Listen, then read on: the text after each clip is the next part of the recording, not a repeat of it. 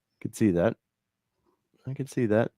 So Tim, where you at? Final thoughts on EVs, man?